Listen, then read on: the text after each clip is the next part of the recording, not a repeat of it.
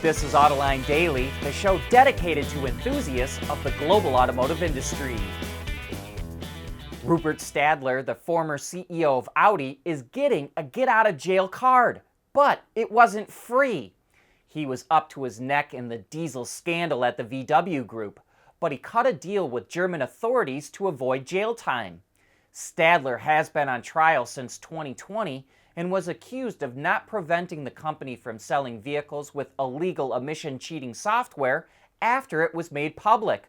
Up until now, Stadler denied those allegations, but faced with the possibility of spending 2 years in the slammer, he changed his tune.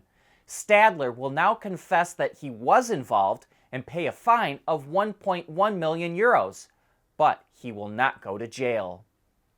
Ford and Stellantis reported their first quarter earnings today, and they both made significant improvements, especially Ford. It sold just over 1 million vehicles worldwide, up 9%. Revenue grew by a solid 20% to $41.4 billion. Its operating profit of $2.1 billion was up 57%, and it saw its bottom line swing from a $3.1 billion loss last year to a $1.7 billion net profit this year. Digging into those numbers a bit deeper, Ford Pro, which makes commercial trucks and vans, tripled its EBIT profit to $1.4 billion. Ford Blue, which makes ICE cars, trucks, and vans, doubled its profit to $2.6 billion. And while the company did not break out quarterly earnings for Ford Model E, which makes EVs, we'd estimate that it lost somewhere around $750 million. Meanwhile, Stellantis, which only reports its full earnings every 6 months, gave us a bit of info on how it performed over the last 3 months. It sold over 1.5 million vehicles, up 8% from a year ago, and its revenues were up 14% to 47 billion euros. But we won't get a full financial report until sometime in July. General Motors announced some important management changes yesterday. Steve Carlisle, who's 61 years old, is retiring as president of North America. He'll be replaced by Englishman Rory Harvey, who's 55, and who had been running Cadillac and spent the earlier part of his career in Europe at Opel and Vauxhall. Cadillac will now be run by John Roth, who's 54, and who had been running GM's customer care and after sales, and spent a good part of his career in Canada, Africa, and the Middle East. That position will be filled by Josh Tavel, who's 44 years old, and who was executive chief engineer for GM's electric trucks and SUVs. And that's quite a promotion, to go from executive engineer to global vice president. So for those of you who like to try and spot future presidents and CEOs, keep an eye on Josh Tavel. Tesla is taking orders for the long-range version of the Model 3 in the US again after being gone for 9 months, but it won't qualify for the full federal tax credit. It's only eligible for half of the $7,500 that's available, which means that its battery is coming from outside of the US. The new long-range model is also rated at 325 miles of range, down from 358 miles, which suggests the battery could be a new type of chemistry as well. Most likely it would be LFP or lithium iron phosphate cells, like the ones it uses in the standard range and Chinese-built Model 3.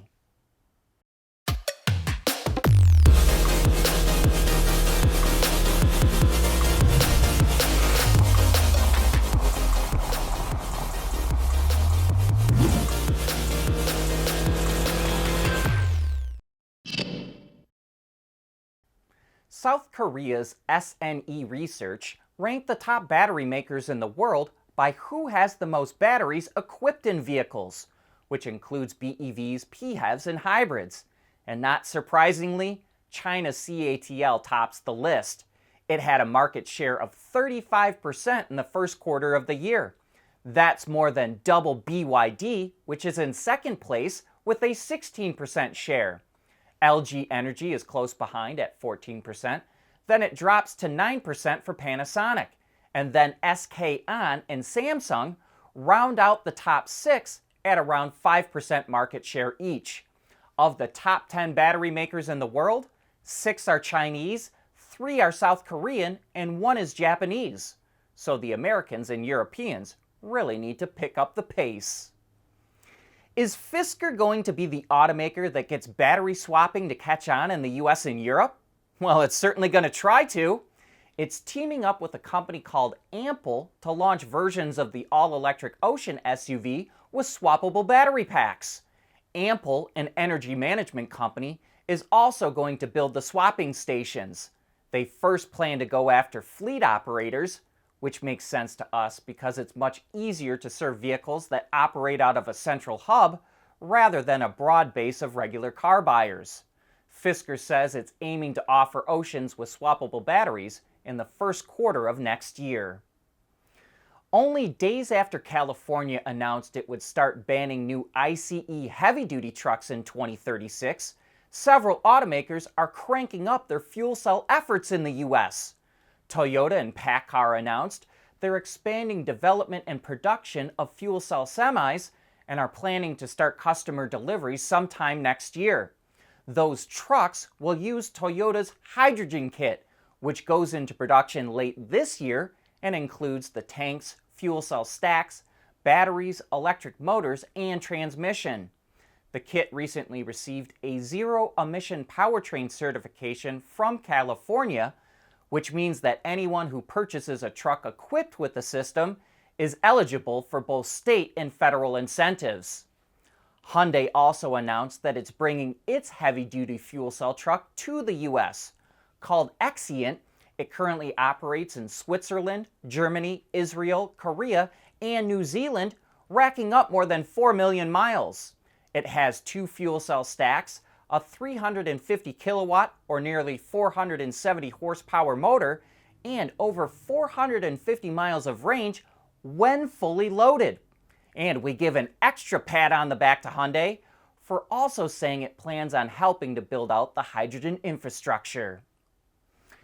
More and more car buyers are choosing electric vehicles.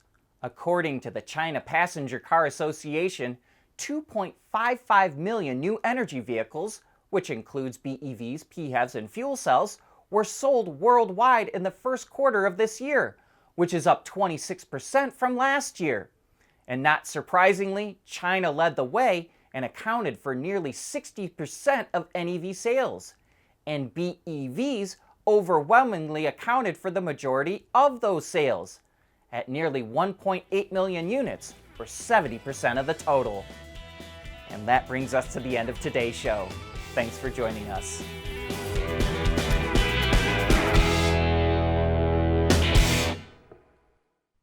Autoline Daily is brought to you by Bridgestone, solutions for your journey. Intrepid Control Systems, over-the-air engineering, boost your game. And by Schaeffler, we pioneer motion. At Schaeffler, we pioneer motion.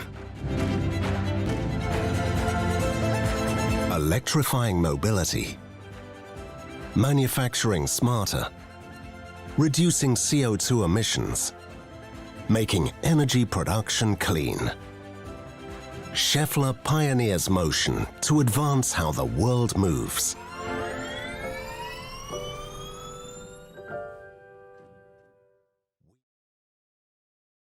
We want to know what drives your testing. OTA, connected car, diagnostics, remote testing. Intrepid Control Systems is here to help you work from anywhere. Intrepid Control Systems, driven by your data.